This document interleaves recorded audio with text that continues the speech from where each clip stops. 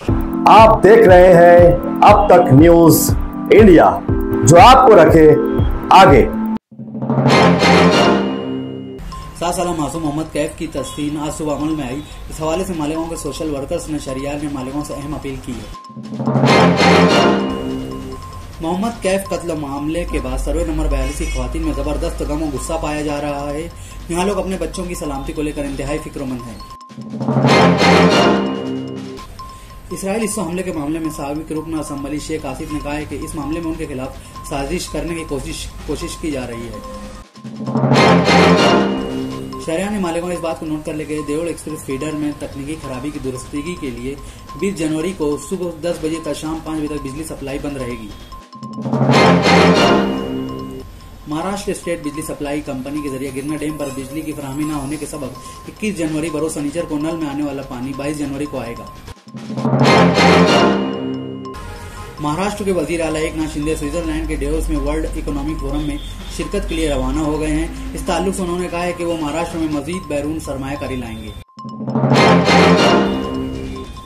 महाराष्ट्र समेत रियासत के दीगर हिस्सों में सर्दी बढ़ने का इम्कान है। महकमा मौसमियात के मुताबिक हिमालयी इलाकों से ठंडी हवा का बहाव जारी होने से शुमाली महाराष्ट्र में कम से कम दर्जा हरारत 10 डिग्री सेल्सियस से नीचे चला जाएगा। शिवसेना उद्धव ठाकरे ग्रुप की जानिब से महाराष्ट्र के असेंबली स्पीकर राहुल नार्वेकर के खिलाफ दायर कर्जा अर्जी पर सुप्रीम कोर्ट 22 जनवरी को समाअत करेगा। एकनाथ शिंदे की जेर क़यादत शिवसेना ग्रुप के एमएलए संतोष बांगर ने मुबैना तौर पर कहा कि अगर नरेंद्र मोदी 2024 के लोकसभा इंतखाबात के बाद वजीर आजम के तौर पर वापस नहीं आए तो वो खुद को फांसी लगा लेंगे। कांग्रेस के सीनियर लीडर सुशील कुमार शिंदे और बीजेपी की वजीर चंद्रकांत पाटिल ने मुलाकात की। इन दोनों रहनुमाओं की मुलाकात से महाराष्ट्र के सियासी गलियारों में शहमगोइयां तेज हो गई हैं।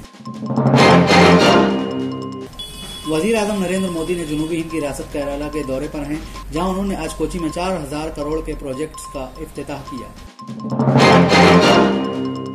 कांग्रेस लीडर राहुल गांधी भारत जोड़ो न्याय यात्रा के तहत नागालैंड के दौरे पर हैं।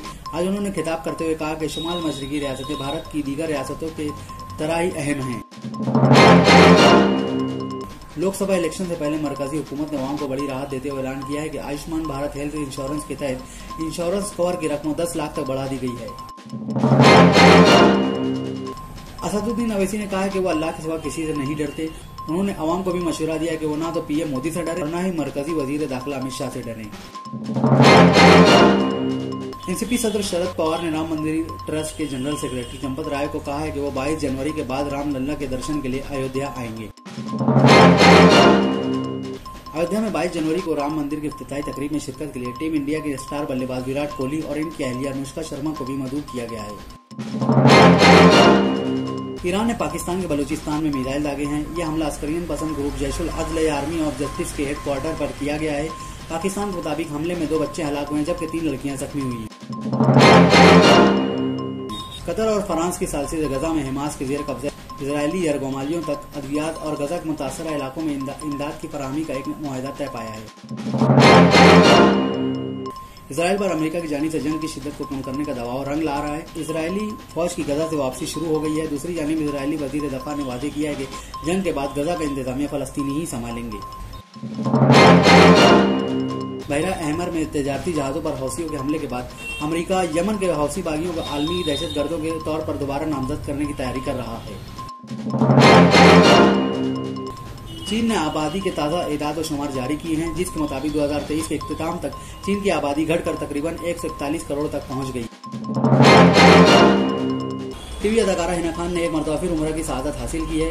अदाकारा ने वहां से अपनी कुछ खूबसूरत तस्वीर शेयर की हैं, जिनमें इबादत में मसरूफ नजर आ रही हैं।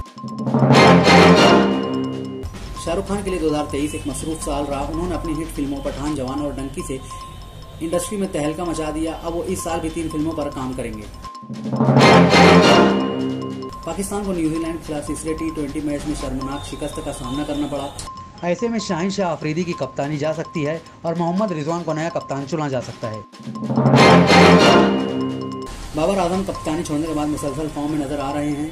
न्यूजीलैंड के खिलाफ पहले 2 T20 मैचों में 19 सेंचुरियां बनाने के बाद बाबर तीसरे मैच में भी फॉर्म में नजर आए। आप देख रहे थे देश दुनिया की खबरें। इसी तरीके की खबरें देखने के लिए हमारे साथ जुड़े और देखते रहिए अब तक न्यूज इंडिया।